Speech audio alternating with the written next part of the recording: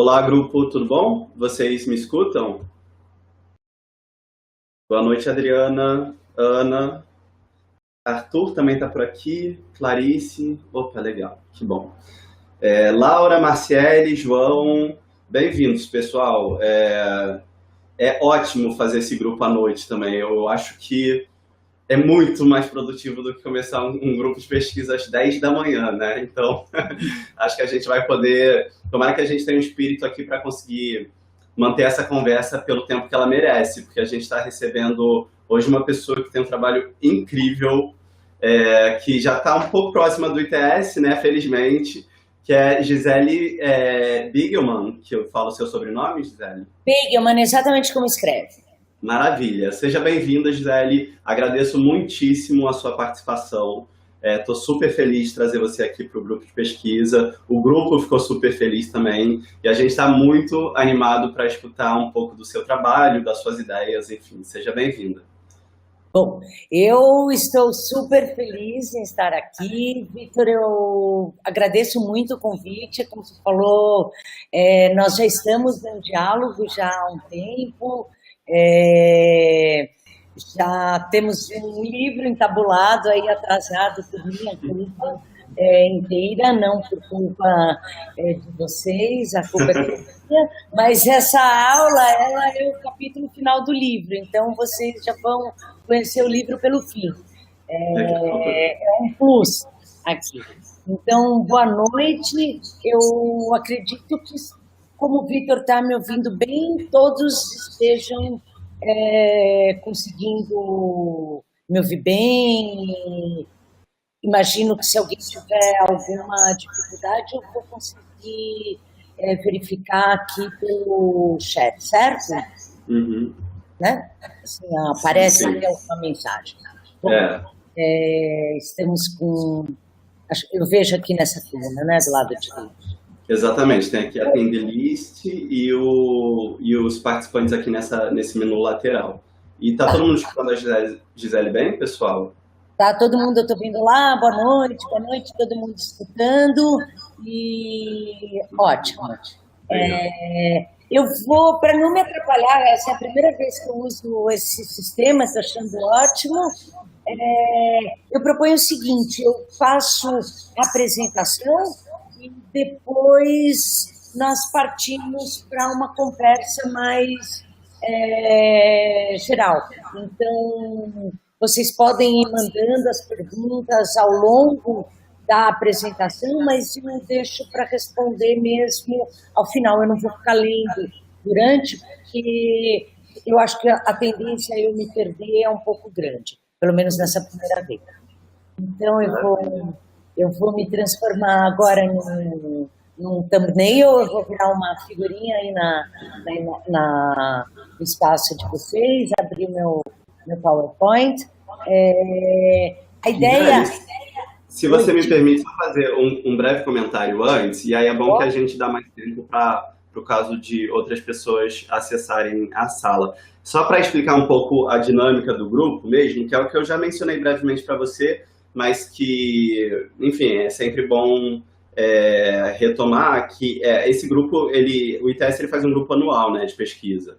E esse grupo ele começou em abril, e aí a gente mensalmente tem esses encontros online. Então, na sexta passada a gente fez o 7º encontro, e aí em cada encontro, 2 integrantes do grupo apresentam um trabalho. E aí o trabalho pode ser tanto prático quanto teórico. Nesse ano a gente tem visto muitos trabalhos teóricos aqui, o que eu particularmente acho que é incrível.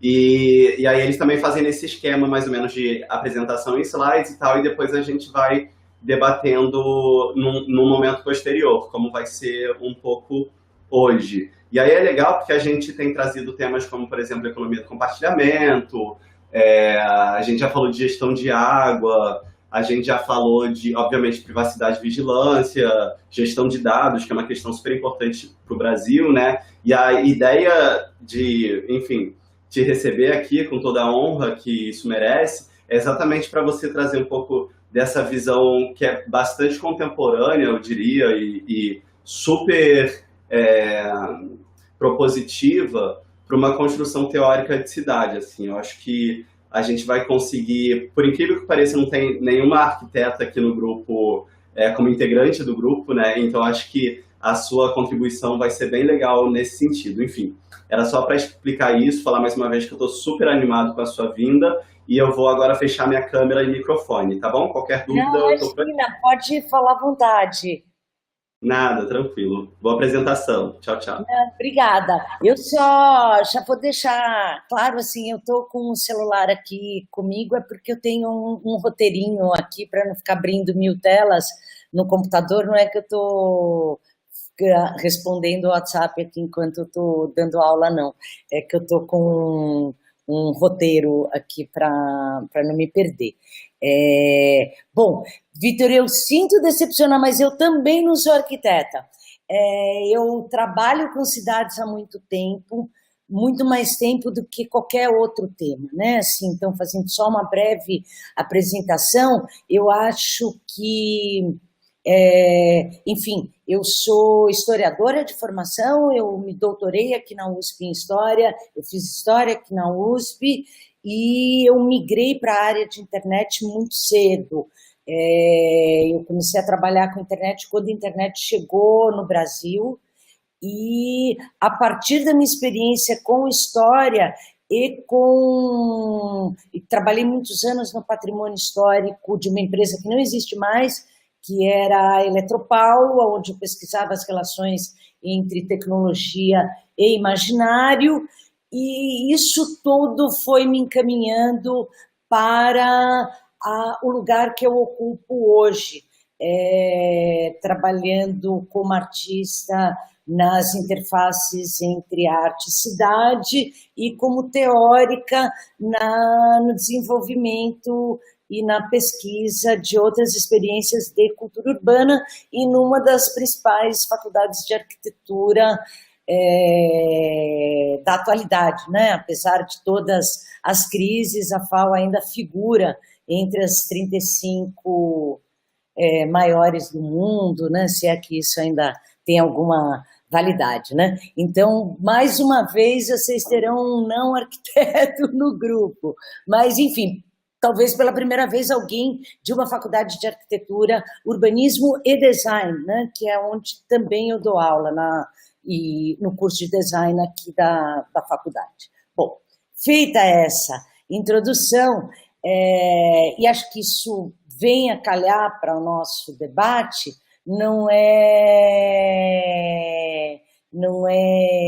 nada casual nós falarmos de cidade de inteligência distribuída e percebermos que cada vez mais o pensar a cidade, o planejar a cidade demanda outros saberes que não aqueles saberes que classicamente foram designados como o dos profissionais que eram os responsáveis pelo planejamento urbano, né?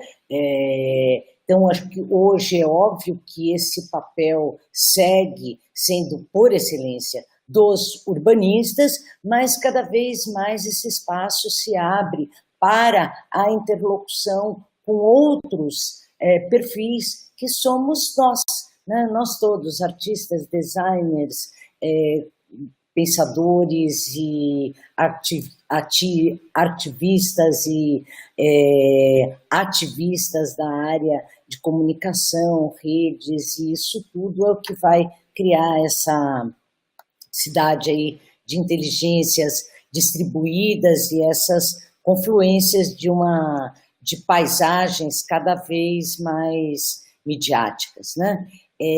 Eu vou começar justamente a nossa conversa por esse tópico, pensando que acho que parece-me que a coisa mais relevante para que nós comecemos a nossa discussão é partir do pressuposto que as cidades foram de tal maneira expandidas pelas tecnologias digitais que elas se tornaram redes complexas que emaranham dados de procedência muito variada. E isso faz com que elas se configurem como a a principal interface do século XXI, né? E essa configuração das cidades como a principal interface do século XXI faz com que, nesse espaço, as telas urbanas elas ganhem uma potencialidade e que vai muito além de um mero display. Elas deixam de ser grandes monitores que ocupam escalas urbanas, como nós nos acostumamos com os anúncios, com o modelão Times Square, ou com os grandes informativos, ou com as telas de comunicação, elas passam a se conjugar, de fato, a arquitetura e, desse momento em diante, se abrem como espaços que ressignificam a paisagem urbana e vão permitindo outras experiências e novas dinâmicas do espaço público. Elas transformam a própria... Elas podem chegar... Elas indicam outros usos do espaço. Eu partiria de um exemplo de um coletivo que se chama Urban Screen, que é um coletivo alemão que vem fazendo projetos que são, tecnicamente, de fato, obras de videomapping, mas que vão muito além da ocupação audiovisual das fachadas. E elas vão muito além da ocupação das fachadas porque elas indicam uma possibilidade de se pensar arquiteturas reversíveis, usos que tornam os espaços múltiplos, espaços que durante o dia servem para um perfil de uso e, ao encerrarem as suas atividades, adquirem outras funcionalidades. Eu vou passar o vídeo, um trecho, depois eu disponibilizo os links, para que isso fique mais claro e aí a gente avança um pouco nessa discussão, porque tem outros perfis que eu gostaria de discutir nessa relação de telas urbanas, ocupando outras funções para além dos displays. Se transforma numa verdadeira galeria a céu aberto, pela apropriação que essa fachada tem depois de um determinado horário. No uso arquitetônico, a inteligência dessa projeção é, de fato, a sua capacidade de repensar a arquitetura desse lugar até as últimas consequências. Confunde as relações de tridimensionalidade, trabalho assim de uma qualidade inquestionável. O último trabalho deles, que ficou aí bastante conhecido, é uma intervenção no gasômetro Oberhausen, que também modifica toda a arquitetura e toda a ideia que se tem daquele lugar como patrimônio histórico tombado.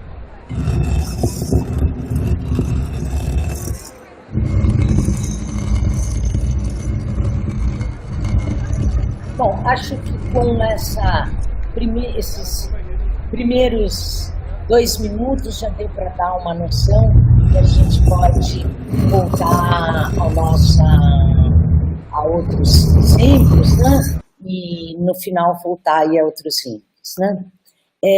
Outras formas com que isso vem se colocando, essas telas urbanas, elas são muito interessantes hoje, quando elas escapam a essa noção de ir além do display, é quando elas se colocam como um agente que adiciona camadas de informação à paisagem urbana, né? Eu tive a oportunidade de fazer um projeto ano passado com o Lucas Bambosi, nesse sentido, que ocupou um espaço quase residual na cidade de São Paulo, que alguns de vocês devem conhecer, que é o Mirante 9 de Julho, que já foi um mirante, na verdade, e que era um mirante que ficava em cima de um viaduto, e numa reforma urbana do prefeito Paulo Maluf, perdeu-se o mirante porque ele decepou o mirante para construir esse viaduto de cima, né, onde vocês veem um carro branco. E o mirante, o viaduto de baixo, perdeu o mirante propriamente dito. Essa área entre os dois viadutos, ela se tornou um palco passível de uso, e foi lá justamente que nós usamos aí uma estrutura de 3 telas para fazer uma projeção que replicava a própria narrativa da avenida ao longo dos dias e ao longo da sua história, e funcionava aí como um espaço que adicionava uma espécie de layer projetado no tempo e no espaço, e que envolveu aí, enfim, funcionou mesmo como um meta-cinema, como vocês podem ver, e que foi uma experiência super interessante nesse sentido. Ou como tem se tornado cada vez mais recorrente nos projetos As Coisas, quando a gente fala em telas urbanas, eu gostaria de deixar claro que elas não necessariamente têm a escala do edifício construído, né? Pelo contrário, cada vez mais essas telas urbanas, elas têm as dimensões das microtelas que nós carregamos nos bolsos, né? E são essas telas que vêm sendo, tem adquirido a capacidade de fato, ampliar cada vez mais os layers, né? De informações que nós podemos amarrar às camadas arquitetônicas da cidade. Essa é uma experiência bastante pioneira, né, de 2011, hoje cada vez mais comum nós vermos aí projetos de realidade aumentada. Eu gosto muito desse nome, né, de realidade expandida, realidade aumentada, muito mais do que o nome do que as tecnologias de realidade virtual. As tecnologias de realidade virtual, elas tendem a isolar o sujeito do contexto externo, enquanto que as experiências de realidade aumentada, elas tendem a expandir a presença nossa do corpo no espaço que nós ocupamos, né? Essa experiência é de um coletivo que se chama Replus Public, e nesse projeto eles mapearam a área do Sorro em Nova York, que era uma área, antes de virar o atual Sorro que nós conhecemos hoje em dia, uma área da cidade com uma ocupação praticamente só de artistas antes das galerias, e foi um dos celeiros de arte urbana do grafite em Nova York. O processo de gentrificação do Sorro foi responsável, apesar do Sorro ter se tornado um centro de galerias, paradoxalmente, o Sorro foi também um lugar que atraiu uma série de lojas de departamento e de comércio de outras naturezas, e isso apagou da área urbana toda uma cultura do grafite dos anos 70 e 80, cultura essa que trazia obras como do Keith Haring, que a gente está vendo aqui nessa imagem, ou do Basquiat, e outros artistas menos conhecidos. Esse projeto em realidade aumentada, o que ele fazia era recolocar na paisagem do Sorro as obras dos artistas, que praticamente todos, que foram apagados durante esse processo de especulação imobiliária, que, enfim, reconfigurou essa área da cidade. E é um projeto que evidencia de forma muito clara, né, o como essa questão das telas urbanas, ela se coloca como falar em telas urbanas hoje é discutir algo que vai muito além dos antigos displays que apenas, como o próprio nome diz, mostravam alguma coisa. Hoje, quando nós falamos em telas urbanas, nós estamos falando de lugares que são ocupados e ocupáveis com informações que agregam e que são revisitadas e que transformam a cidade de alguma maneira, né? Esse é um outro projeto do mesmo grupo, né, que era o Ed Takeover, né, uma espécie de cidade limpa, de outra, não cidade linda, né, mas a cidade limpa de outra forma, que retirava os anúncios da cidade, criando outros anúncios ativistas em cima dos anúncios que se encontravam pelas ruas de Nova York em 2011. Né? Outras formas que essas telas urbanas cada vez mais adquirem, outras potenciais que elas indicam, é na sua capacidade de modificar a experiência que nós temos dos espaços. Esse projeto Zeitraum foi feito pelo Ars Eletrônica, que é um festival bastante conhecido, austríaco, que tem a sede em Linz, na Áustria, e que fez uma grande intervenção ocupando um dos terminais do aeroporto de Viena. O aeroporto de Viena, assim como todos os aeroportos do mundo, se transformou num dos espaços mais chatos da nossa contemporaneidade, chatos e necessários, né? Todos nós transitamos em aeroportos, e os aeroportos, especialmente os aeroportos de fluxo internacional, eles não só são espaços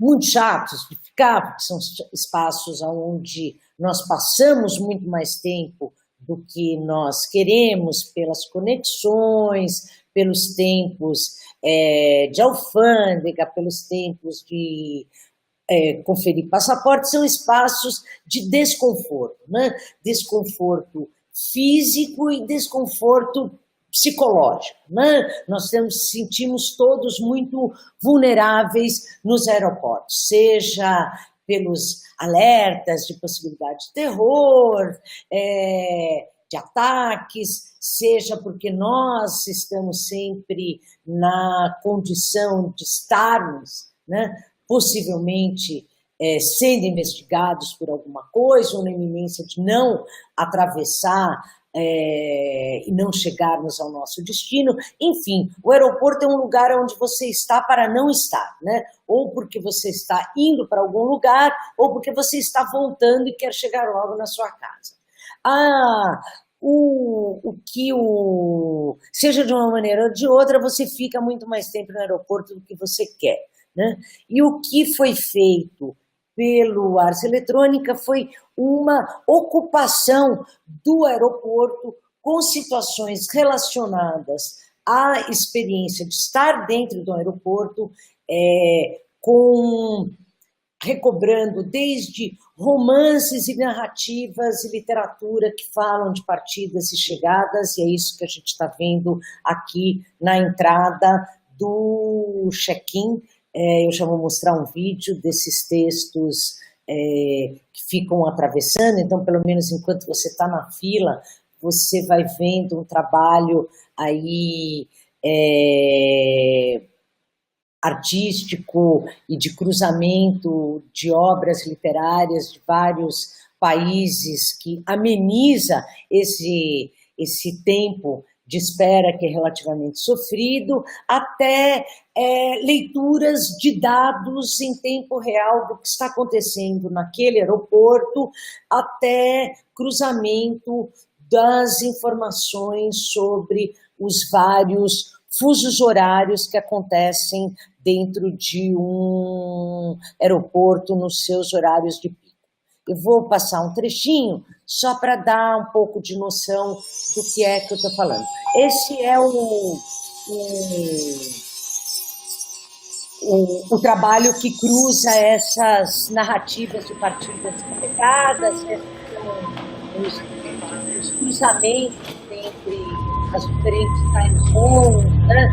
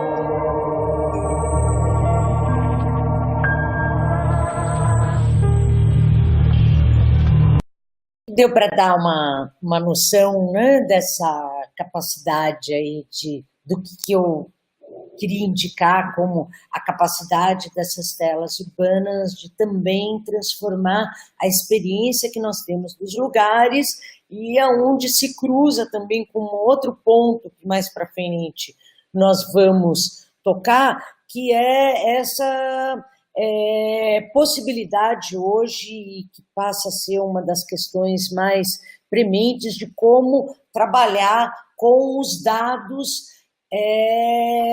no espaço público e gerados a partir da presença das pessoas no espaço público, sem que isso seja um sinônimo de rastreamento, sem transformar as pessoas em doadores inconscientes, né, de dados, né, que é o que mais ou menos acontece hoje em dia. E continuando aí a nossa... enfim, e por último, que óbvio, a gente não pode esquecer que uma das funções dessas telas é também responder pontualmente às demandas pontuais individualmente das pessoas a questões particulares. Eu fiz uma experiência 2 anos atrás numa mega estrutura que a gente vai ver daqui a pouco, que é a fachada do edifício da Fiesp, que por outros motivos ficou muito conhecida no país todo, me apropriando dessa fachada para uma distribuição do que eu chamava dos Ten Commandments, né, dos 10 mandamentos da internet. Era uma apropriação artística e funcionava muito bem, as pessoas liam os mandamentos a partir dos seus celulares e a partir dos seus próprios celulares elas também podiam fazer esse compartilhamento. Eu vou, de novo, pegar um pedacinho de vídeo, porque tá um pouco, a foto está um pouco difícil de dar ideia de como era o processo de interação.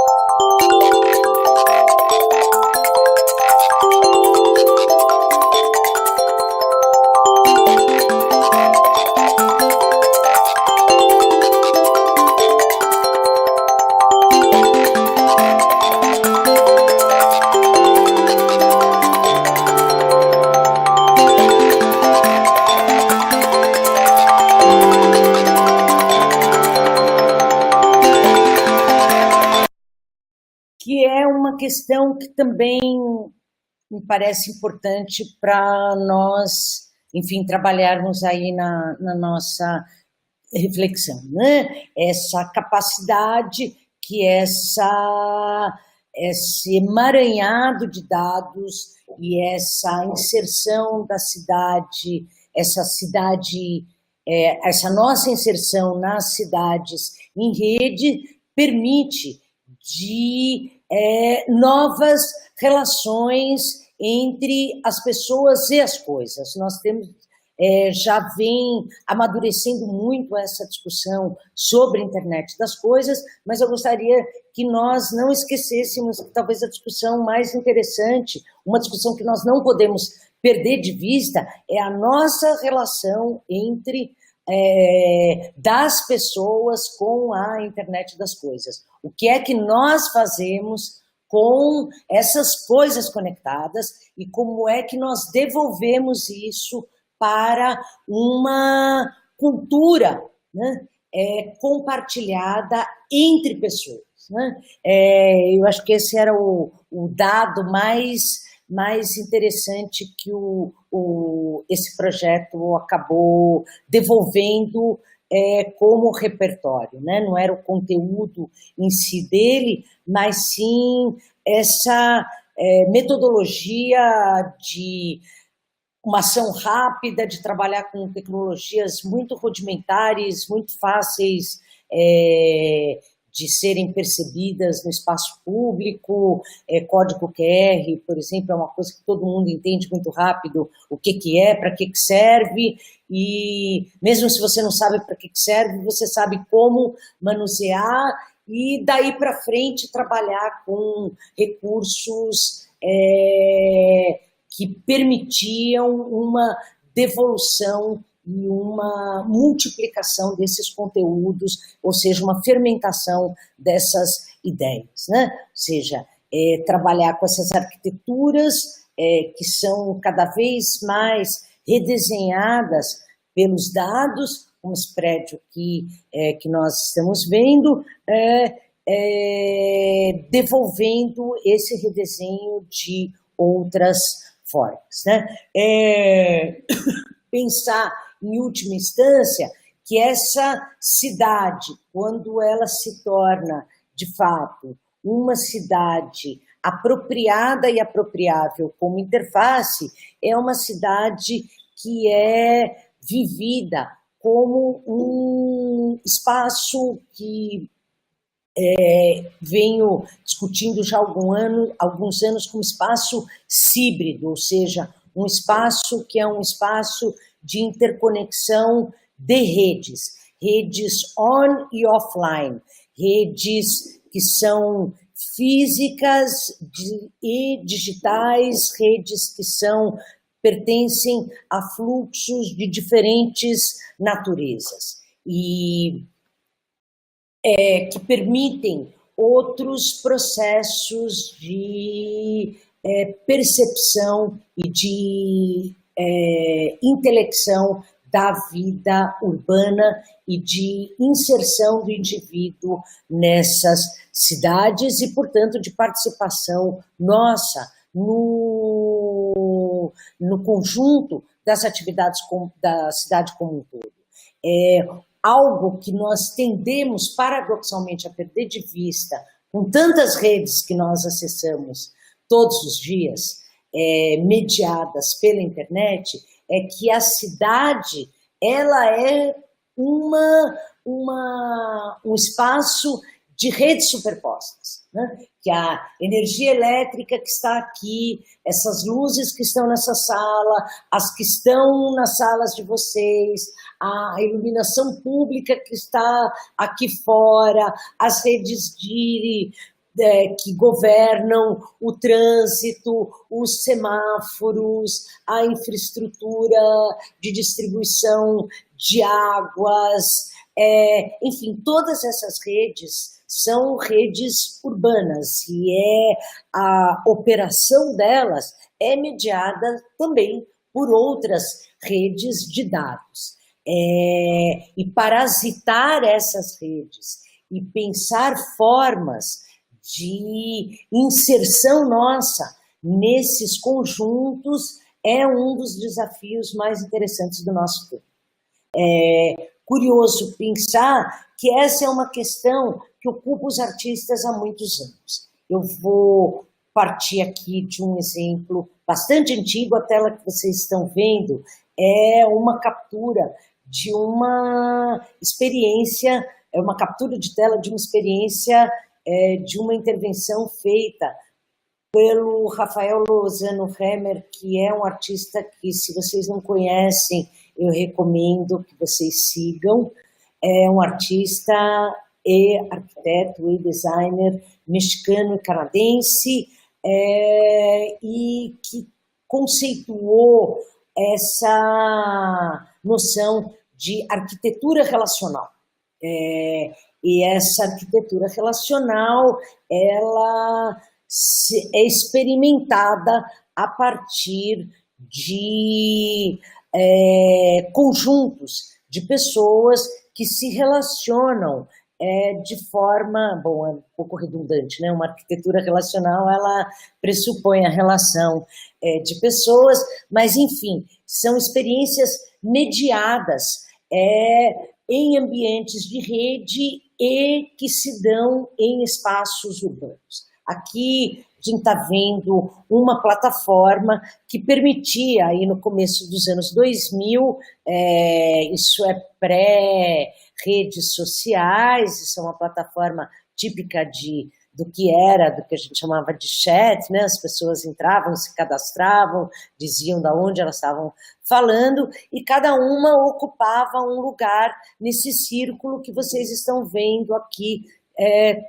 onde são pontinhos vermelhos, né? Cada ponto corresponde a uma pessoa, mas corresponde a muito mais do que apenas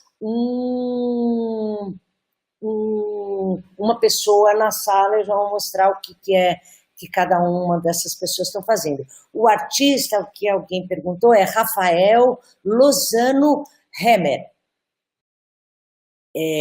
Tá aqui o nome dele mais detalhado, mais fácil de copiar. Dá para ver no slide?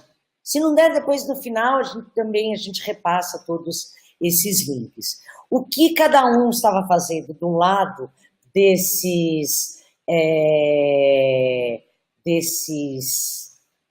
pontinhos vermelhos era manejar, estava ocupando um lugar num espaço público, apesar de estar cada pessoa num lugar do planeta. Isso não dá para ler mesmo na reprodução do slide, mas tem uma pessoa em Tóquio, outra pessoa em outra cidade do Japão, e a praça fica numa cidade do México. Isso também é pré-Google Maps, né?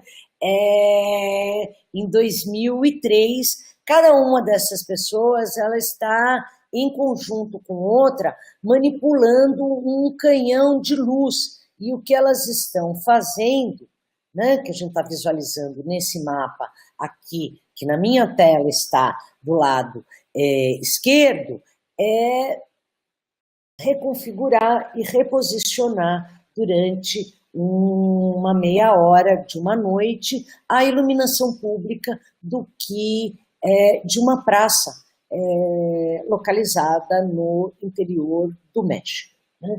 Isso só é possível não só porque essas pessoas estavam online, mas porque a iluminação pública deste local estava, como qualquer outra iluminação pública hoje, está dentro de um sistema em rede, que, portanto, pode ser acoplado a outro sistema de rede. Portanto, nós temos abertura hoje para pensar intervenções de calibres cada vez mais interessantes e que ocorram, de fato, nesse espaço que é o mais interessante de todos, esse espaço entre redes, que é esse espaço híbrido, que não é nem um espaço online, nem um espaço offline. É o espaço que se dá entre essas duas coisas. antes que alguém me pergunte ou comente o que seria muito razoável. Ah, mas isso é experiência de um artista localizado numa cidade em condições quase que laboratoriais, coberto com a cobertura de um centro de experimentação no Japão, e no outro extremo uma cidadezinha pequena no México, por isso que deu certo. Não é bem assim, enfim, eu mesma fiz experiências aqui em São Paulo na mesma época, em painéis da Eletromídia, que acabaram no New York Times, outros artistas também fizeram, enfim, é possível, mas tudo isso levaria à mesma conclusão de vocês. Bom, mas isso são artistas trabalhando em condições muito particulares. Então, eu vou para o outro extremo para tentar comprovar essa minha hipótese que não, que o espaço híbrido é sim o mais interessante e não são só os artistas em condições laboratoriais, quase que laboratoriais, que conseguem ocupá-lo.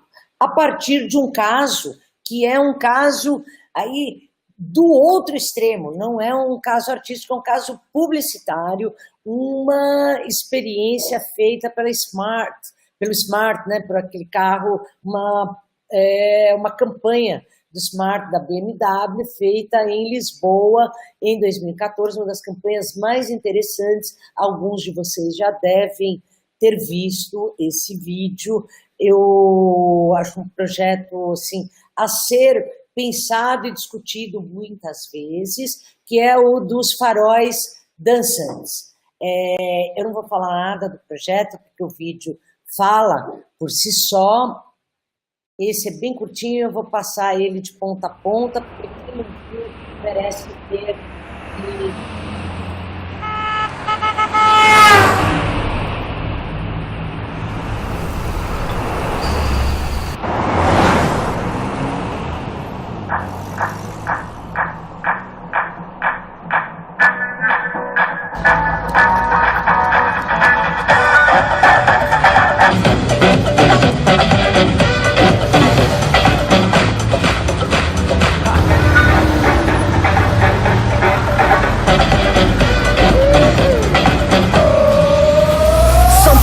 Born to live their lives.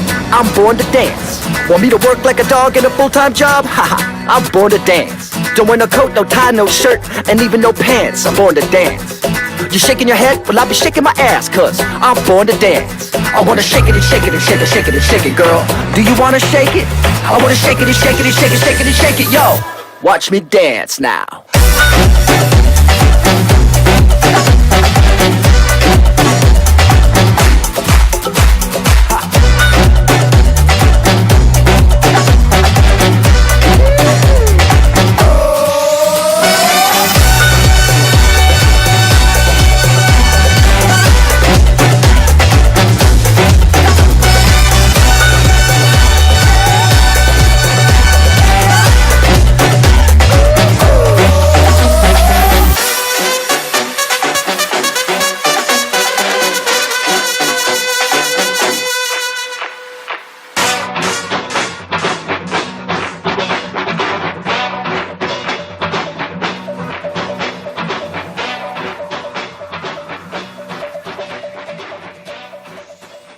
Smart.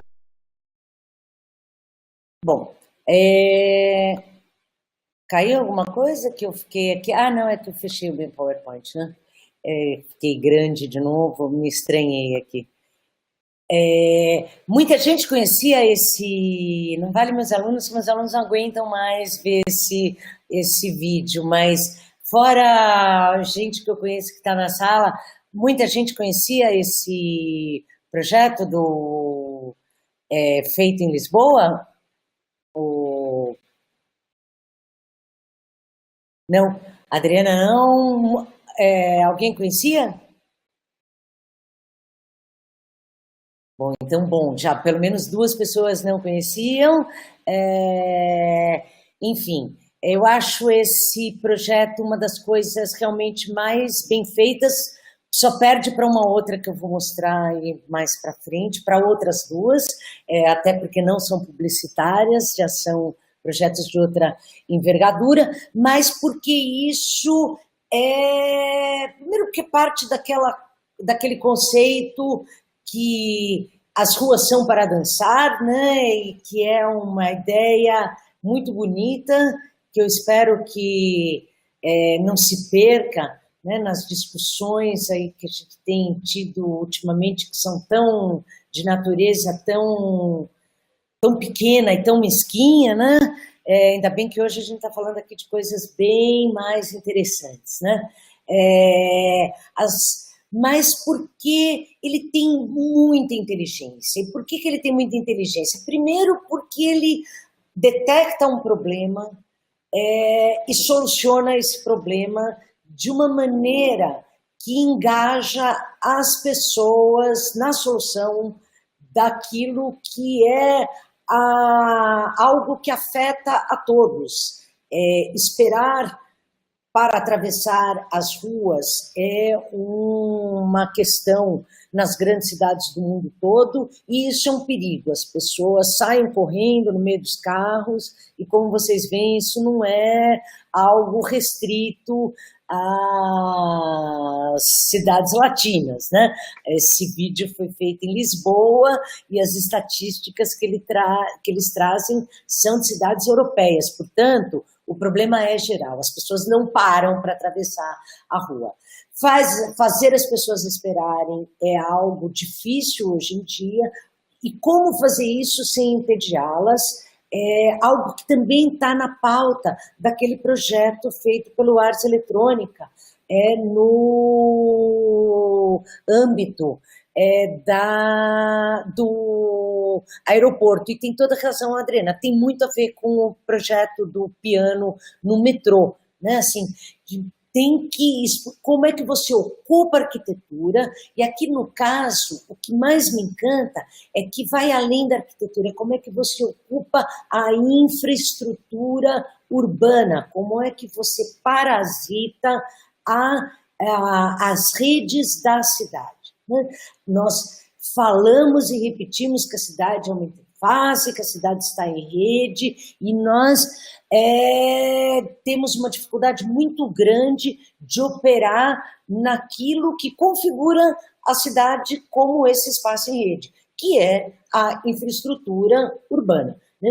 Então, o que me atrai naquele projeto do Rafael Lozano Hemmer é o que me atrai nesse projeto de maneira particular, é a sua aderência à infraestrutura da cidade. Mas nesse caso, porque nesse caso ele lida com um problema da cidade e resolve isso de uma maneira muito interessante, porque leva em conta muitos aspectos, né? Se você falar para as pessoas saírem dançando no meio da rua, dificilmente você vai ter o grau de engajamento que você tem como colocar as pessoas, por exemplo, isso no fundo, design de interface, né? Você pensar como é que a pessoa vai se comportar. Pensar que, puxa, dentro do dia a dia dela, ela não está numa festa, levá-la para dentro de uma cabine onde ela está resguardada e ela vai se sentir à vontade, porque ela vai virar um bonequinho, um pictograma, onde ela pessoalmente não será identificada, mas ela sim vai se reconhecer. Enfim, tem uma série de elementos aí que me parecem particularmente importantes. Eu poderia falar horas desse projeto, porque acho que ele aponta para vários lados, mas acho que naquilo que era para os destaques que eu queria dar, acho que já serviram assim, a alavanca aqui para a gente começar a partir desse vídeo, senão eu fico aqui só falando desse vídeo e a gente não termina, né? Enfim, eu acho que a grande questão começa a aparecer a partir dessas considerações todas que nós fizemos até agora, a gente já está na metade aí da nossa conversa, a ênfase que nós vamos deslocando da questão da interatividade para a questão da participação. Durante os anos 90, a ideia de cidades virtuais, de arquiteturas interativas eram temas dominantes, até pela própria novidade das mídias digitais e das possibilidades que essas tecnologias ofereciam. Hoje, com a ubiquidade das redes e com o estágio de inteligência distribuída que nós temos a explorar, cada vez mais a ênfase ela tem que ser colocada na questão que é da emergência do século XXI, a participação. E é nessa aí que a nossa pergunta passa a ser não mais como transformar a cidade em um ambiente interativo, mas sim em como combinar experiências coletivas com telas urbanas, ou, dito de outra forma, como agenciar a interação com os dados no espaço público, já que nós sabemos que os dados estão para todo o lado, até porque nós somos e nos percebemos rastreados o tempo todo, como interagir com esses dados. E, de novo, eu gostaria de passar para exemplos que escapem o campo da arte, já operem no âmbito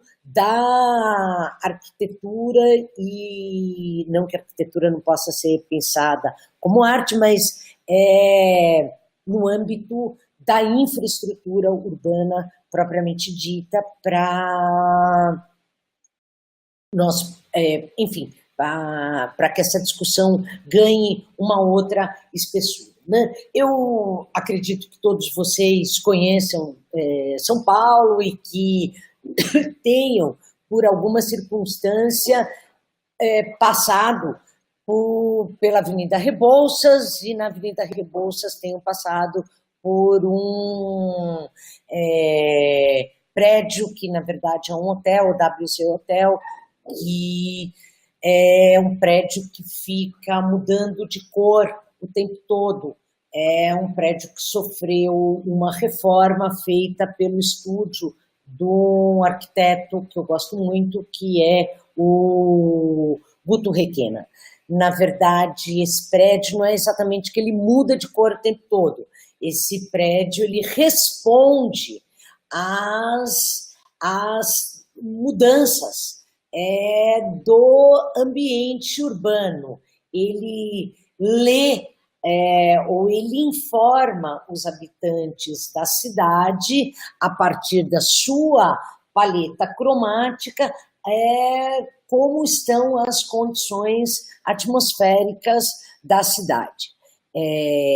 Isso é feito a partir de uma combinação de sensores que leem, interpretam as transformações dos ambientes, ou as informações sonoras da paisagem urbana local, e recodificam essas informações em informações visuais. Todas essas leituras podem ser feitas também via um aplicativo que é acoplado ao hotel. Eu vou, de novo, passar um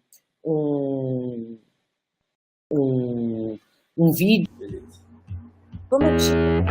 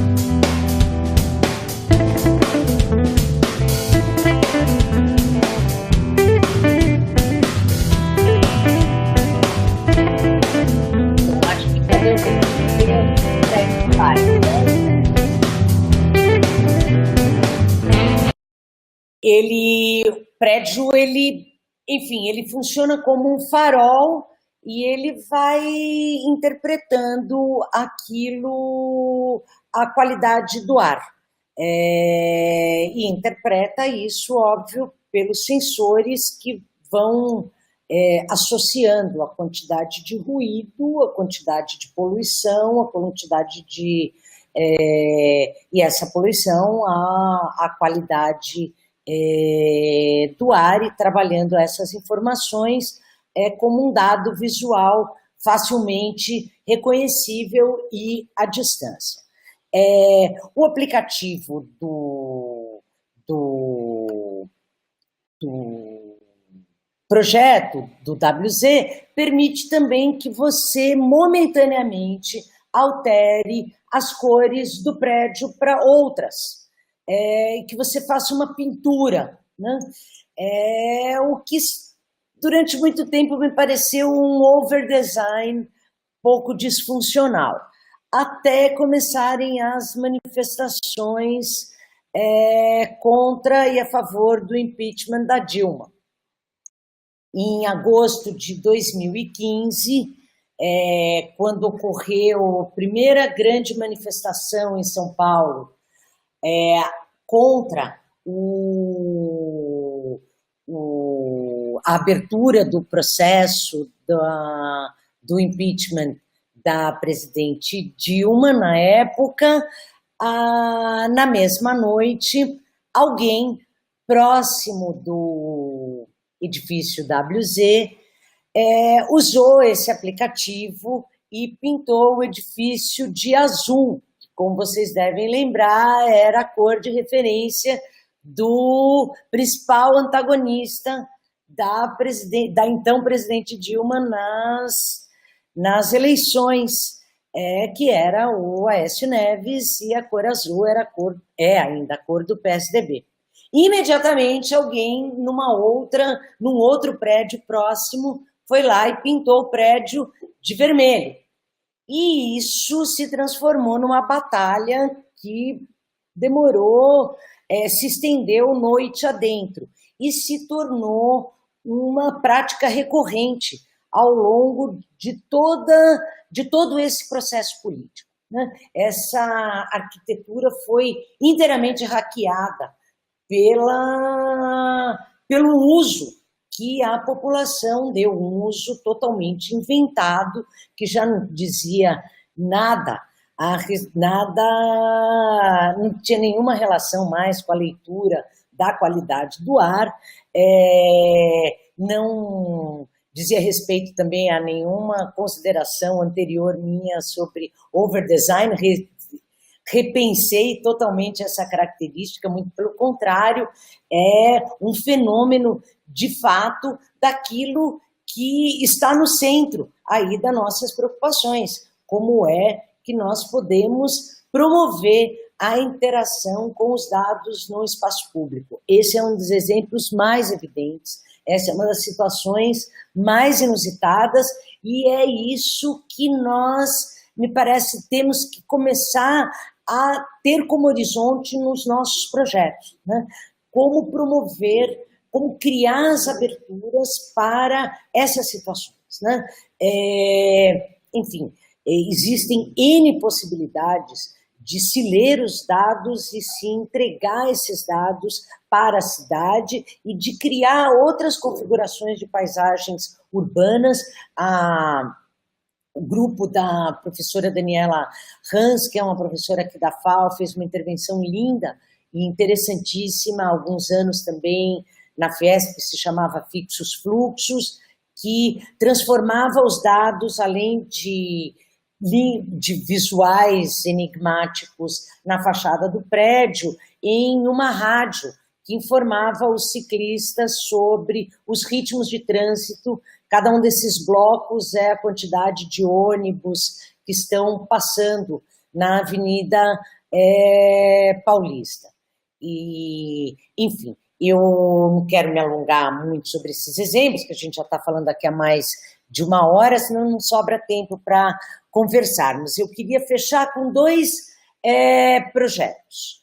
Um que é muito recente, na verdade, ele é desta semana, se não no máximo de semana passada, que ele veio a público, que é um projeto de um designer do Usman Haque.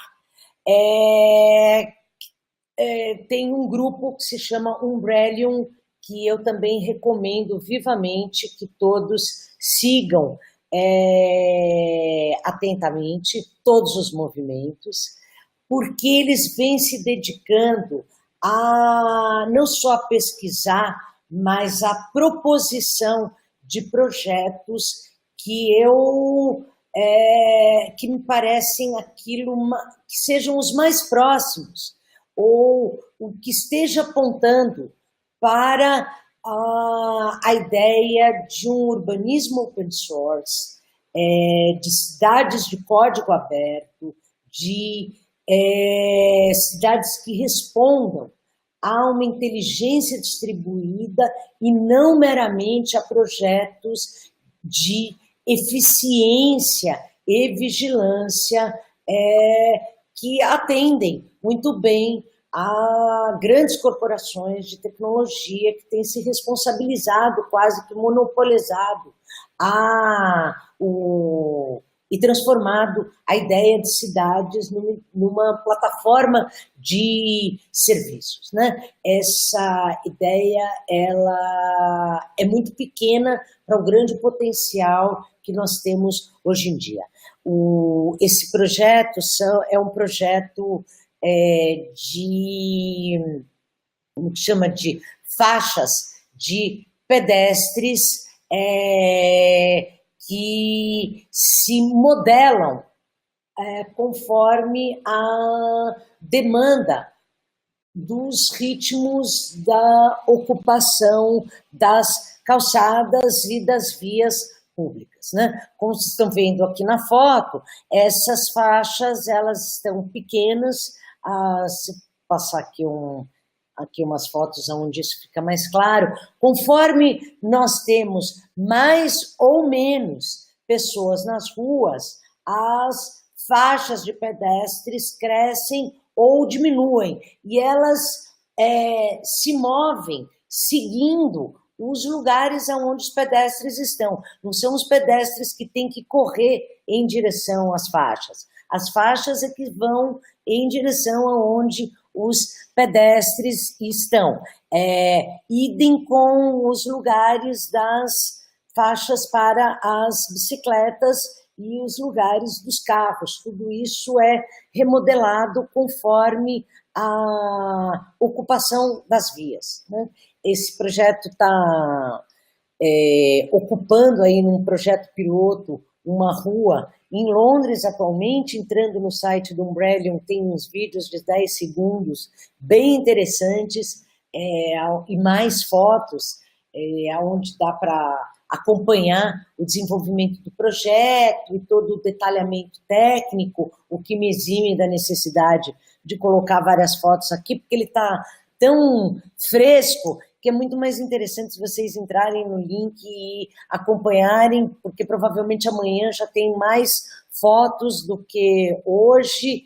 E, enfim, o princípio que é o importante. Dá para vocês verem entre esse slide que eu estou agora, o tamanho da faixa, a quantidade de pessoas e aonde elas estão, a diferença entre ela e o primeiro slide, que é onde você tem menos pessoas e a pessoa em um determinado lugar, a faixa de pedestre que segue a pessoa, e não o contrário, né? Isso exige, óbvio, a colocação de um material totalmente diferente sobre o pavimento das ruas, uma estrutura de LEDs, sensores, mas ter, de novo, a internet das coisas, ela não pode ter as coisas no centro, ela tem que ter as pessoas. A participação digitalmente mediada no espaço urbano, ela é pensada a partir de quem ocupa a cidade, não a partir das coisas que estarão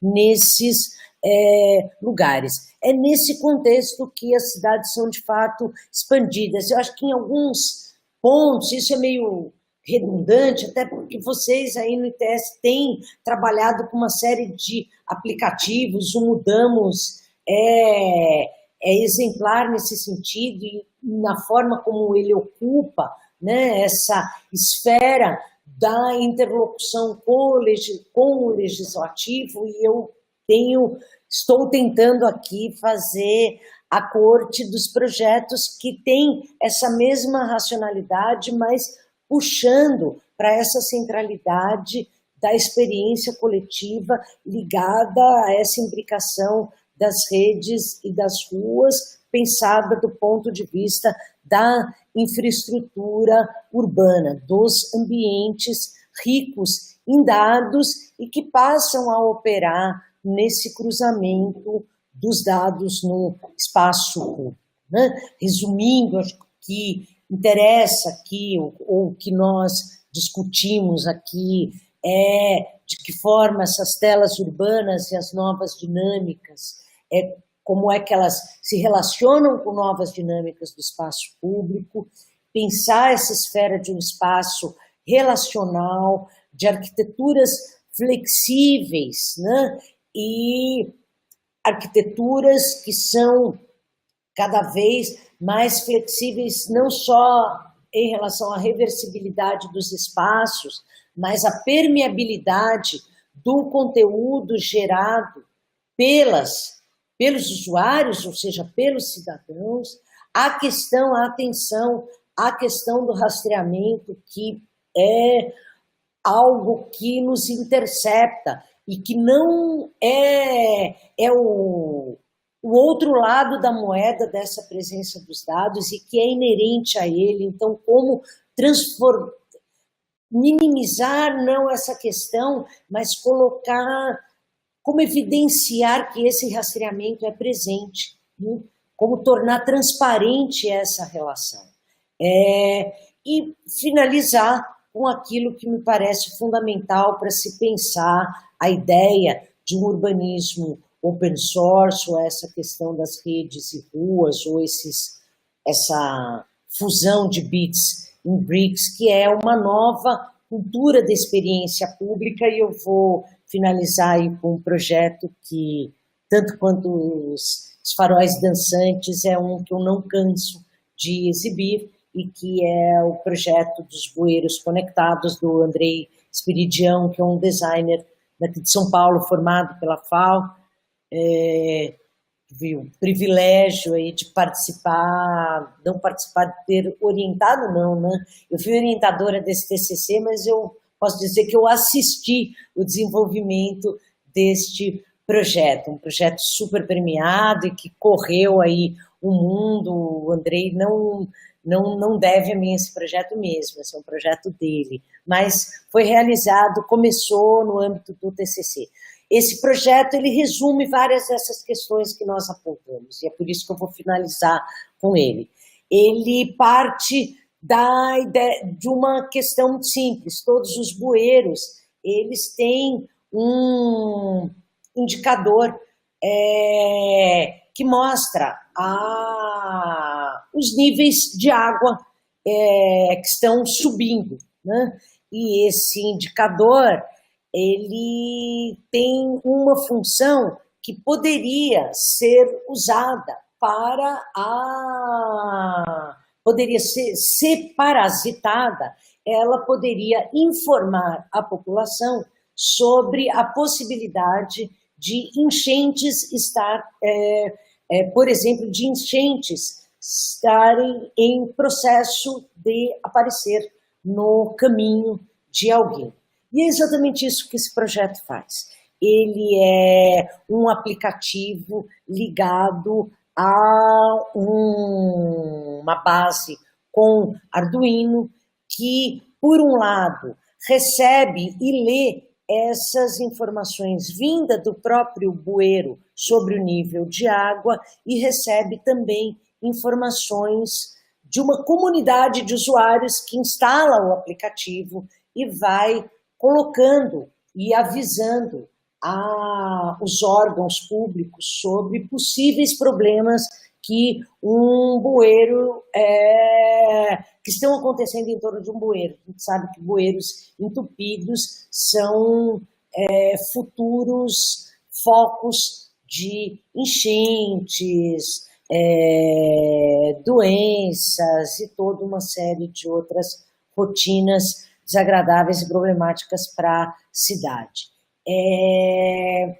Essa relação que os bueiros conectados promovem. Aderir a uma estrutura já implantada para se nutrir das informações que essa mesma infraestrutura gera quase que, entre aspas, naturalmente, né? Ela informa o nível de água. Isso é fundamental para uma pessoa que está no trânsito, saber com antecedência que determinados caminhos estarão alagados e poder desviar. É fundamental para que pessoas possam avisar os órgãos competentes que determinados problemas ocorrerão e que, enfim, equipes possam estar no local antes dos problemas ocorrerem de fato, antes das pessoas serem levadas pelas ruas alagadas, os carros serem submersos. Enfim, a gente está acostumado com essas, especialmente aqui em São Paulo, com essas cenas desgraças de verão, né? Assim, fevereiro é um mês assim, onde essas... Bom, agora com aquecimento global já não tem mais um mês típico, mas, enfim, a gente tem secas monumentais e chuvas arrasadoras, mas um projeto desses implantado seria muito bem-vindo. E a questão que é uma estrutura parasitária do bem, né? Ela se acopla sem custos a uma infraestrutura instalada para gerar benefícios coletivos e ela depende desse ritmo de uma comunidade de interesses que também alimenta esses dados e alimenta o poder público com as informações que são geradas nesse circuito, né, de trocas. Bom, enfim, acho que com esse projeto fica claro o que eu pensava em colocar assim, um pouco de forma concisa sobre a necessidade de se deslocar a reflexão da cidade interativa para a cidade participativa,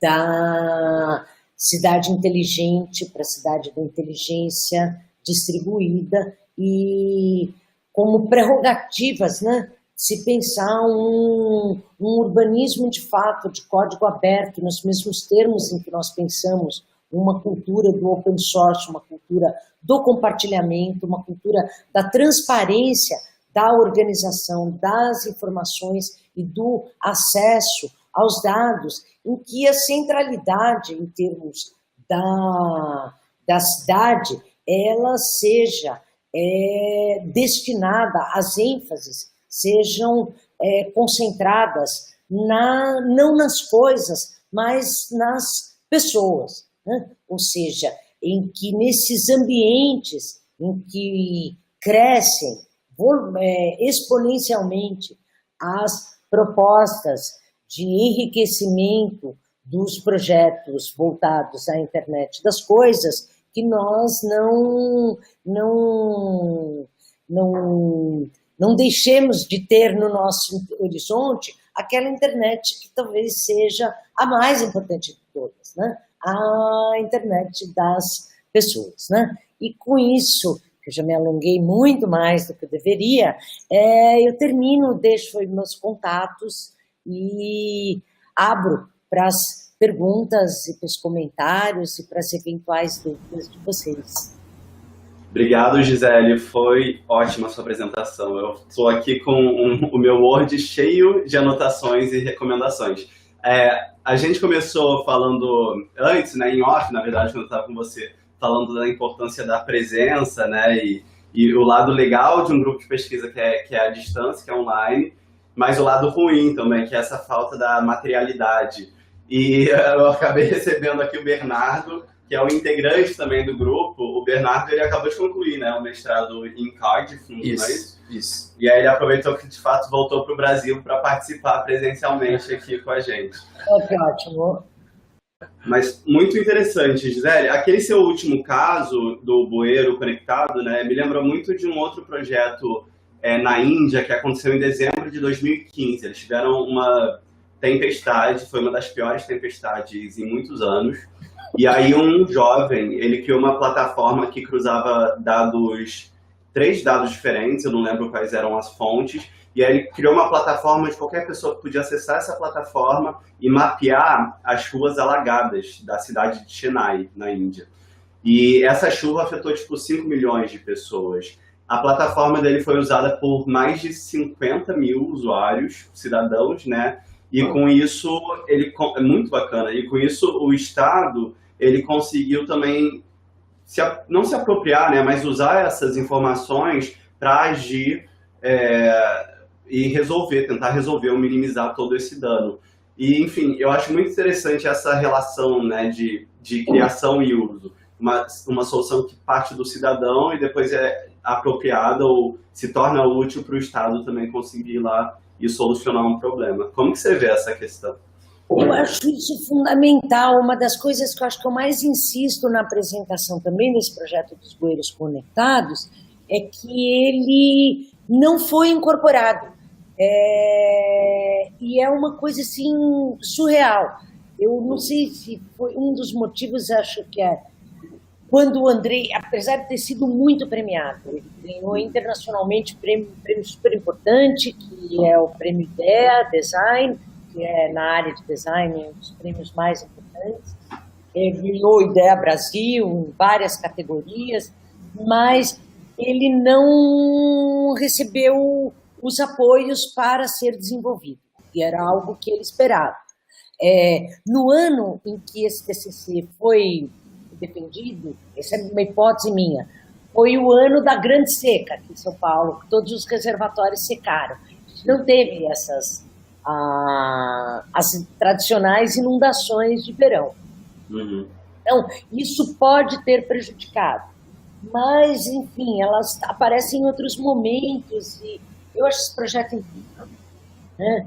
Assim, acho que é um projeto realmente... E acho que projetos como esse que você citou na Índia, e projetos que mesmo quando eles não são adotados pelo governo, mas quando os governos se abrem, porque uma das coisas super interessantes desse projeto é que ele tinha uma abertura para ele contava com uma plataforma aberta por parte do poder público, que receberia essas informações. Ou seja, a população avisaria, olha, tal bueiro vai entupir, e aí vão sair correndo, tal bueiro quebraram a tampa, tal bueiro, enfim. Essas coisas parecem mínimas, mas elas têm um impacto urbano mega em situações de risco. E mal ou bem, esses canais hoje em dia eles existem, eles funcionam. Então essa via de mão dupla e de um urbanismo faz parte dessa cultura de um urbanismo religioso. Legal. Desculpa, não ouvi agora. Acho isso super positivo. Maravilha, legal, interessante. Pessoal, quem quiser fazer pergunta pode tanto fazer pelo chat quanto, enfim, eu posso abrir a câmera de vocês também, vocês contribuem, é só escrever e me avisar. Eu tenho uma? Maravilha, vai lá. Oi, Zé, tudo bem? Oi, Bernardo. Eu estou interessado, na verdade, numa parte que você passou mais en passant, eu entendi porque eu acho que não era muito centro da proposta dessa apresentação, mas eu queria que você, se você puder, desenvolver um pouco mais sobre aquele conceito do espaço híbrido, porque eu acho que é inevitável cada vez mais, quer dizer, eu acho que desde a década de 90, mais ou menos, a gente está vivendo essa nova dimensão, onde a gente está vivendo por um grande tempo da nossa vida num espaço que não é espacial, né? Então, Eu vejo, assim, conceitualmente o Facebook, redes sociais, enfim, o tempo que a gente passa no celular, no WhatsApp, são quase tempos que a gente está interagindo espacialmente com outras pessoas, mas de alguma forma é um novo espaço e a gente passa horas do nosso dia ali, não mais na cidade necessariamente, então a gente está cada vez mais... E aí essa hibridez eu acho que está acontecendo e é inevitável cada vez mais, onde em algum momento vai ser indistinguível, né, o que é virtual, o que é real, o que é espacial, o que é digital. Aí eu queria que você pudesse desenvolver um pouco mais como é que você define esse espaço híbrido, o que é na sua definição, e fazer talvez um esforço de futurologia, assim, de como você vê nos próximos 5, 10 anos para onde a gente está caminhando no estado da arte atual, para onde a gente está caminhando, porque eu já entendi para onde você gostaria que a gente caminhasse, que é onde eu também gostaria que a gente caminhasse, mas gostaria que você também desse a sua previsão de para onde a gente está caminhando, mesmo que seja uma previsão um pouco mais pessimista, mas até para a gente também entender a inevitabilidade da gente justamente caminhar para uma cidade mais justa, a cidade das pessoas, como você falou. Bom, eu dividindo as partes, esse espaço híbrido, enfim, eu escrevi muito sobre isso, me ocupou boa parte da minha vida de pesquisadora, né? Eu entendo a experiência das redes pós-internet como um espaço entre redes. Eu desacredito completamente da hipótese de um espaço virtual como um espaço que seja alheio ao nosso real. Eu acredito, parto de um raciocínio que foi muito caro ao Pierre Levy, que é essa questão de que o virtual é uma dimensão do nosso real, mas me parece que as redes elas foram se expandindo de tal maneira que essa própria noção de virtualidade ela se tornou quase que um anacronismo do século XX. As redes elas estão em tudo. Nós nunca estamos fora das redes. Nós estamos sempre entre redes. E como você diz, assim, esse espaço das redes sociais, ele não é igual ao espaço aqui que eu estou dentro do meu laboratório, mas ele é um outro espaço. É um espaço que está dentro desse, e às vezes esse espaço é que está dentro daquilo. E essa fluidez, eu gosto, por isso talvez tanto daquele projeto que eu também passei muito rapidamente por uma questão de tempo, da Daniela Hans, do Leandro Vinoso, do Maurício Galtieri, que chama Fixos Fluxos. Eu gosto do nome, não só do projeto, mas esse nome, essa ideia, o espaço híbrido é esse espaço Fixos Fluxos, porque é essa sobreposição das redes, é esse espaço fixo e esses espaços de fluxos acontecendo simultaneamente com densidades que se superpõem, se distanciam e ora elas, um deles tem uma dominância maior, ora outros, por exemplo, no momento, esse espaço que nós estamos aqui do N-Meeting é muito mais importante do que esse espaço onde eu estou agora. Muito embora esse espaço onde eu estou agora é o espaço que me permite estar aqui com vocês. Então, isso é sincretismo no seu grau de potência absoluta. Nós estamos juntos porque esse espaço híbrido existe. Se fosse só online, nós não estaríamos aqui. É por isso também que no início eu comentava por que, já respondendo a sua segunda questão, futurologia na nossa área é sempre um tiro no pé, a probabilidade da gente errar é 99,9999%, mas eu aposto na realidade aumentada e não aposto na realidade virtual. Eu aposto na imagem, sim, na imagem imersiva, mas nessa tecnologia que você fica dentro de uma bolha, sinceramente, não. Porque toda a experiência das redes, o que ela tem nos promovido de mais importante é essa possibilidade da conexão, e não a do isolamento. É essa de estar entre redes, e não de estar isolado dentro de um espaço onde você perde conexão com outros, né? Então, essa questão dos óculos, eu prefiro acreditar que é uma limitação tecnológica do momento, como o teclado, como essa tela, como esses fios. Uma hora a gente vai ter que se libertar disso. Eu acredito na tecnologia vestível, eu acredito no wireless com tudo. Porque eu acredito naquela máxima aristotélica. O homem é um ser político, o lugar dele é a polis, é a cidade. Não é atrás do computador, não é dentro de um escafandro, ainda que ele seja ultra de última geração. É fascinante hoje porque ele permite nós percebermos a potência que a imagem vai adquirir, para onde ela vai nos levar. Nós vamos ter realmente uma imagem dentro da qual será possível viver, né? Em todos os sentidos. Uma imagem apta, uma imagem tocável, uma imagem que provavelmente nós vamos sentir até os cheiros, né? Isso é incrível. Mas o aparato em si, isso me parece ainda que é algo que, com o passar dos anos, vai ser, em algum momento a gente vai superar. Obrigado. Pode ficar aqui. Oi.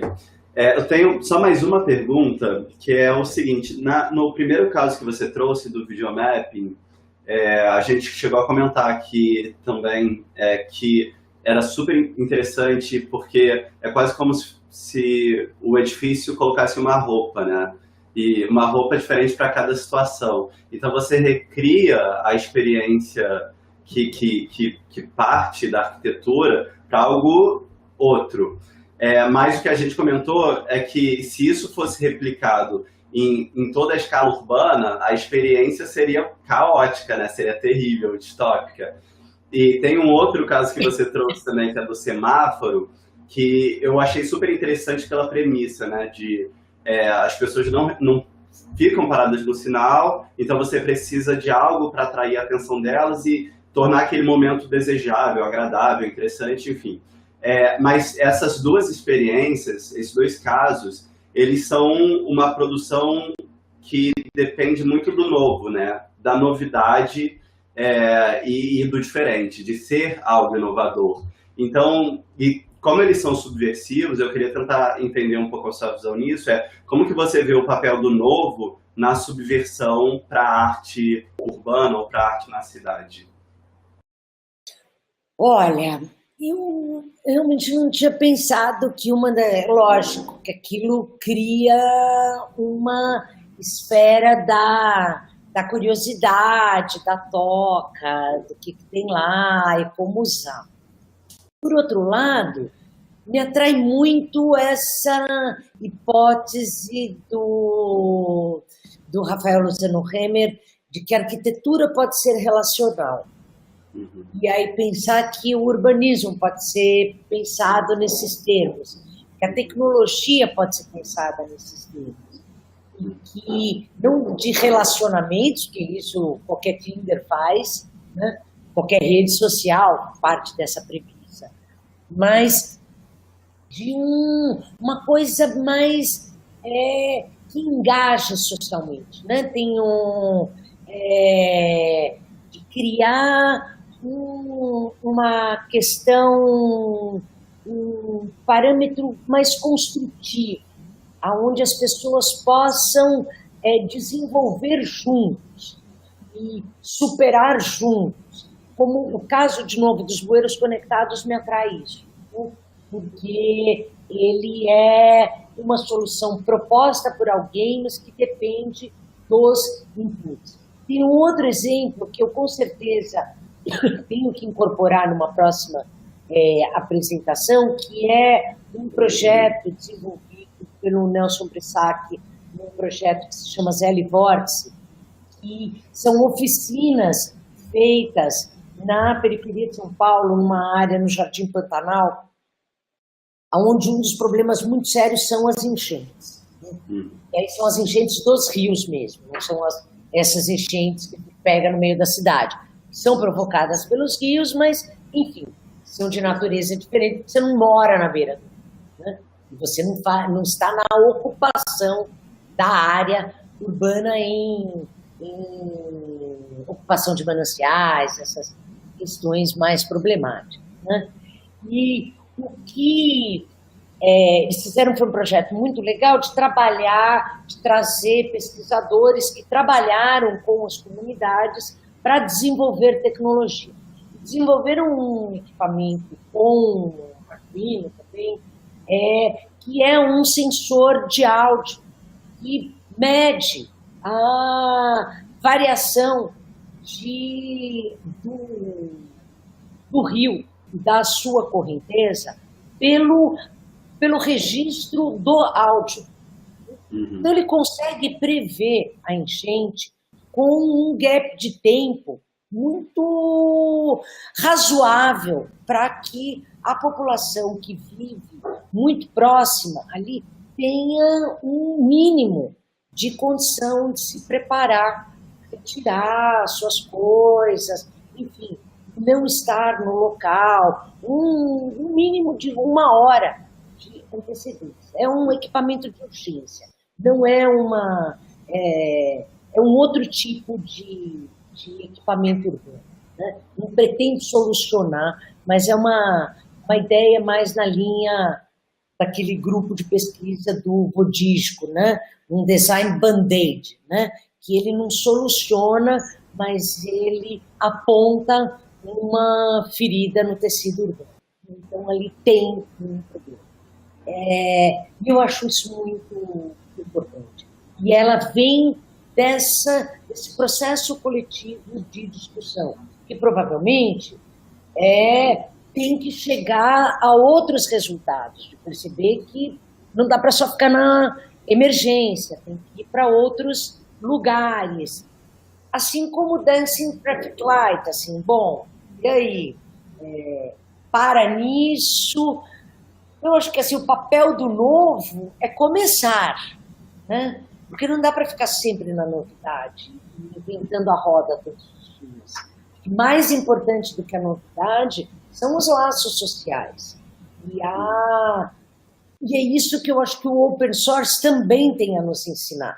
O open source não é uma cultura de cada dia trazer um produto inteiramente novo ao mercado, mas é de permitir micro reconfigurações que vão mais ou menos se acomodando às necessidades e às respostas que nós procuramos, né? As novas perguntas.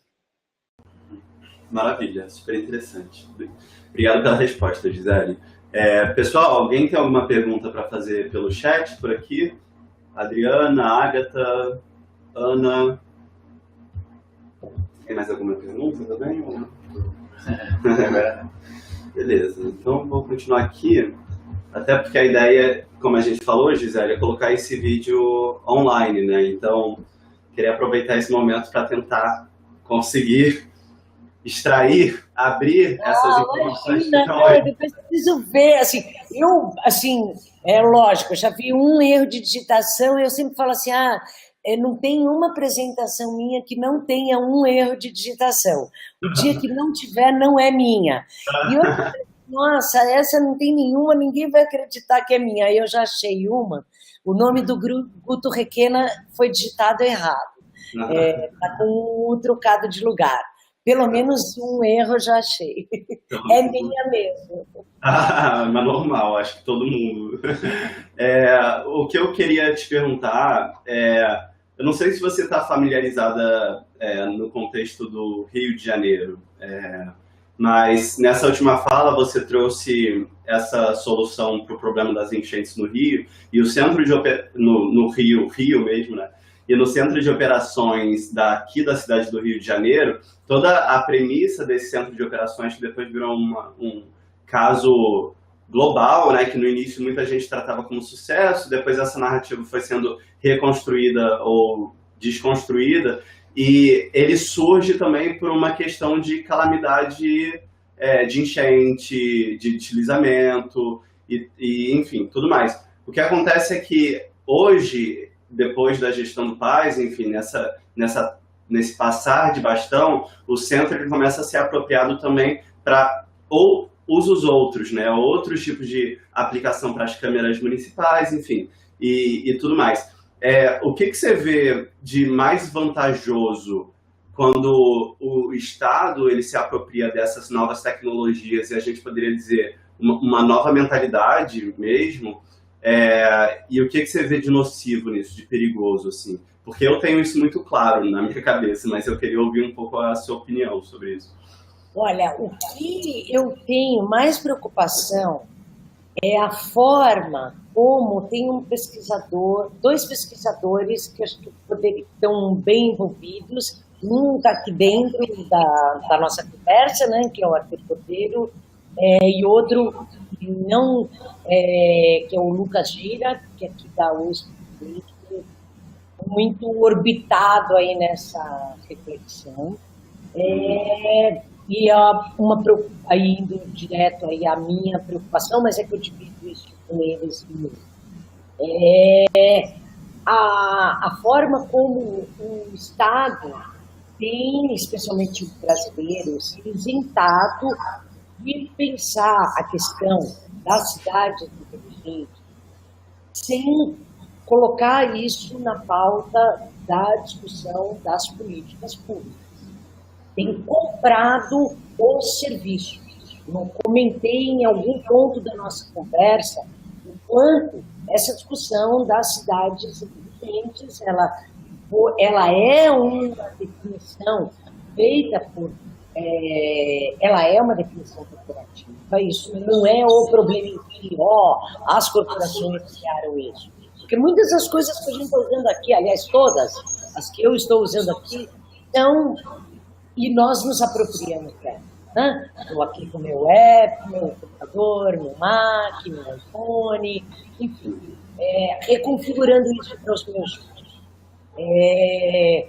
O problema é essa pauta, ela é entregue como um serviço, e não como um serviço público, mas como um serviço de consumo, com tecnologias totalmente opacas, que monitoram, nós não sabemos sequer quais dados são coletados. Quando nós sabemos quais dados são coletados, nós não sabemos para onde eles vão e para que servem esses dados coletados. Esse é um problema muito, muito sério. Eu estou lendo um livro agora, para vocês talvez já tenham lido, que é aquele Against Smart Cities, do Greenfield, onde ele insiste muito, às vezes até um pouco demasiado, mas nessa questão assim, tem 3 empresas que estão monopolizando essa discussão. Os slogans são publicitários, elas tratam as cidades, num ponto ele é muito, eu acho muito assertivo, quando ele diz assim, gente, eles tratam as cidades como se fossem da mesma maneira que estivessem vendendo, falam das tecnologias urbanas como se estivessem vendendo um carro. Né? As mesmas qualidades que são oferecidas. Veja como eficiente, veja como você vai economizar mais. E tudo isso dentro de uma caixa preta que é inacessível. Então, o problema não é o Estado usar essas tecnologias, é como ele está usando e como ele está se eximindo da função de ser um agente proponente e problematizador de políticas públicas. Políticas públicas essas que, no nosso momento, exigem cada vez mais a interlocução com pessoas como nós. Né? Tudo isso que nós falamos aqui, eu falo nós, não só eu e vocês, todas essas pessoas que foram apresentadas aqui, grupos como o Umbrellium, grupos como esses que, com certeza, pensaram essa campanha para a BMW, essas pessoas estão pensando em cidades com interesses diferentes dos nossos, próximos, mas estão pensando usos do espaço público mediados por tecnologias do século XXI. E isso está muito longe da ideia de comprar uma tecnologia, abrir um gigantesco painel de controle, né? A imagem virou a imagem publicitária da IBM, né? O painel do Centro de Controle do Rio de Janeiro, assim como o governo de São Paulo implantou o Detecta em São Paulo até como plataforma de campanha de governo. É um problema o Detecta? Em si você pode falar, olha, nossa, mas é um avanço em termos de tecnologias de segurança. Por um lado, sim, por outro, depois, a partir do momento que você não tem a mínima ideia como é que esses dados são geridos, é um problema, sim. Perfeito. A Adriana comentou aqui no chat, Gisele, deixa eu tentar resumir aqui, porque quando esse vídeo for para o YouTube, ele não vai, enfim, pegar esse menu aqui de chat. Então, basicamente, o que ela está dizendo é que ela ficou um pouco curiosa sobre os efeitos negativos de manter a população acomodada na margem do rio, aguardando um aviso, alarme, que não conversa com o esquema de alarme oficial da prefeitura, né? Ela está citando aqui esse último exemplo que você trouxe na sua apresentação. Pelo que eu entendi da sua fala, essa solução ela foi desenvolvida, mas eu acho que ela foi desenvolvida porque não havia, né, o Estado. Exatamente, não é no Rio de Janeiro, é no Rio Tietê. Essa população não recebe aviso nenhum.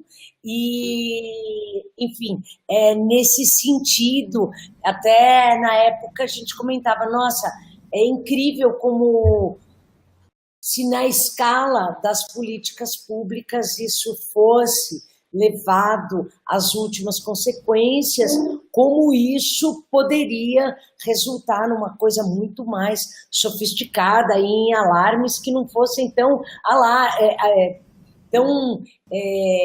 pontuais, que fossem menos arriscados, como você mesmo falou, que não é uma coisa assim, espera acontecer para você saber. Isso é um urbanismo de emergência mesmo, uma resposta para uma demanda de uma população dentro de um projeto que promoveu workshops e onde a população, frente à possibilidade de trabalhar com Arduino e tecnologias abertas, a primeira coisa que propôs foi criar um sensor para monitoramento de enchente. Isso é muito sintomático que hoje você tenha esse tipo de demanda.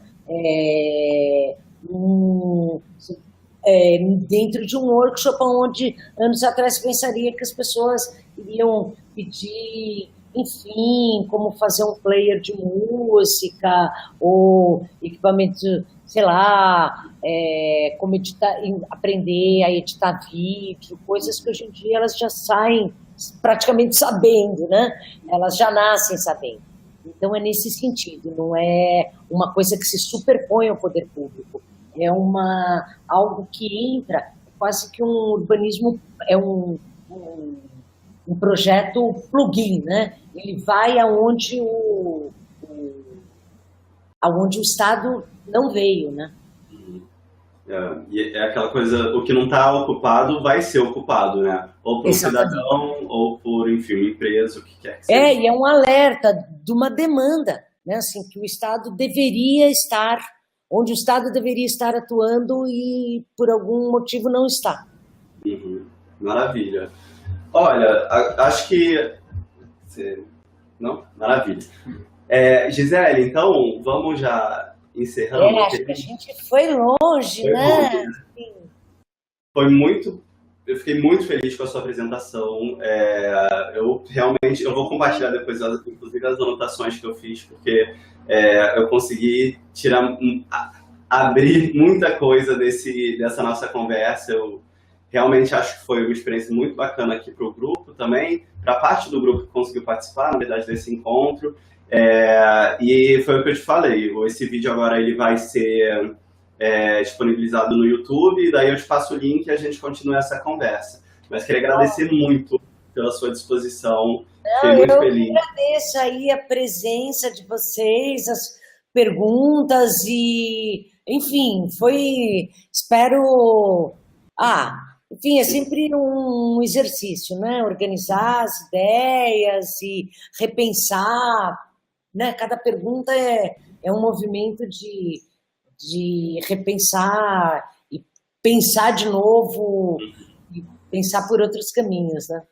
Perfeito. Obrigado, Gisele, pela presença. Valeu. Então, até a próxima. Até a próxima. Tchau. Vou desconectar aqui, então.